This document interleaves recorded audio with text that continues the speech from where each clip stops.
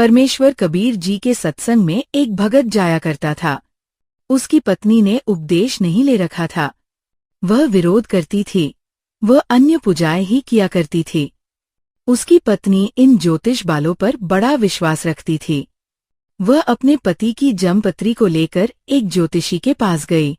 उसने उसकी जन्मपत्री देखकर बोला, अरे, तेरे पति की आयु तो इतनी वर्ष है, बहुत कम है। ये सुनकर बहुत चिंतित हुई कि मेरे पति की आयु इतनी है, और उसने बहुत जंतर मंत्र भी करवाए कि मेरे पति की आयु बढ़ जाए, लेकिन कोई परिवर्तन उससे नहीं हुआ।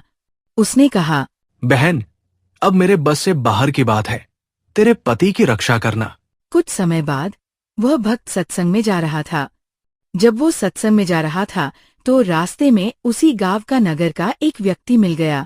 वह शराबी आदमी और सिनेमा देखने जा रहा था, उसी शहर में जिसमें वह सत्संग के लिए जा रहा था। तो दोनों मिल गए। वहां हम सफर हो गए। एक दूसरे ने पूछा, अरे दोस्त, तुम कहाँ जा रहे हो? तुम तो बहुत दिन बाद मिले हो। मैं तो सत्संग में जा रहा हूँ। तुम कहाँ जा रहे हो? मैं तो सिनेमा देखने जा रहा हूँ और वहां शहर से शराब लाऊंगा और वहां गुटी-सुटी लाके फिर फिल्म देख के फिर आऊंगा। चलो मेरे साथ। क्या रखा है तेरे सत्संग में? कुछ ना रखा है। वहां पर यह तो मूर्ख बना रखे हो तुम इन संतों ने। आजा, खान पीन की उम्र है, आज चलो मेरे साथ, सिनेमा देखेंगे और शराब पीकर होटल में रोटी खावेंगे। बस भाई, हम तो सत्संग में ही जाएंगे। भाई, हमारे ठाठ देख ले, सब कुछ है मेरे पास। यह उम्र कौन सी भक्ति करने की है? अभी तो जवान पड़ा है, बुढ़ापे में कर लिए। पर वह भक्त नहीं माना। तो उधर चलते चलते रास्ते में दोनों को पेशाब करने की इच्छा हुई। तो दोनों में से एक रास्ते की दाया तरफ और एक बाया तरफ पेशाब करने गया। तो जो शराबी था वहां क्या देखा?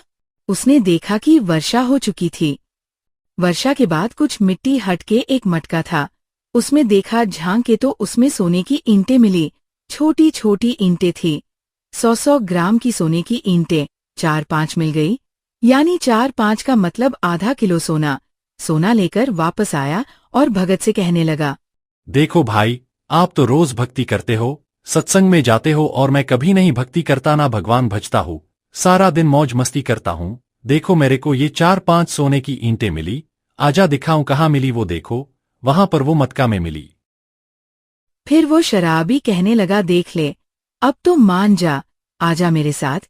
इसी तरह चलते चलते रास्ते में भगत के पैर में कांटा लग गया, क्योंकि उसका ध्यान भटक गया था। कांटा लगकर कांटा अंदर ही टूट गया। ये देखकर वो शराबी कहने लगा, देख, अब के करी रक्षा तेरे गुरुजी ने, कांटा भी लग गया, सोना तेरे को मिला नहीं। भाई, मैं तो चला सिनेमा देखने। ये कहकर वो शराबी चला गया और भगत सोच में पड़ गया। गुरुजी से आज ये फाइनल बात पूछूंगा। यह तो बहुत उल्ट से बात हो गई। मैं भक्ति भी कर रहा हूँ, आप पर समर्पण भी हूँ, घर में कोई बरकत भी ना देखती, वह सारे उल्टे काम करे और सोना भी मिल गया निकम्मा ने। ये मन में सोच के गुरुजी के पास आ गया। गुरुजी ने पूछा, बेटा, क्या बात है? बहुत उदास नजर आ रहे हो। गुरुदेव, वैसे तो आपके दास को आपके ज्ञान में कोई त्रुटि नजर नहीं आती। हो सकता है मुझ दास में कोई त्रुटि हो, जिस कारण से मैं आपसे लाभ प्राप्त नहीं कर पा रहा। एक नंबर का निकम्मा आदमी मेरे गांव का, दारूओ पीबे, बकवास सारी करे, सिनेमा देखे, वह मने रास्ते में मिल गया और उसको रास्ते में सोने की 4-5 ईंटें मिला, आधा किलो सोना, और मेरे पैर में कांटा लग गया। उसने मुझे बहुत डगमग करने की चेष्टा की। गुरुदेव, हम भी जीव है, मेरे भी मन में थोड़ा सा खोट पैदा हो गया। मुझ पापी पर रक्षा, दया करो दाता, यह क्या कारण है? बेटा, आज तेरी मृत्यु होनी थी। आज के बाद तेरा जीवन नहीं था और वो निकम्मा अपनी पिछली पुण्य खर्च रहा है, बर्बाद कर रहा है। उसके पास भविष्य में कुछ नहीं होगा। बेटा, तेरी उम्र बढ़ गई। तेरे आज फाइनल फैसला था। आज जो तू डगमग हो जाता, तेरी शाम पूरी नहीं होती, तू खत्म हो जाना था।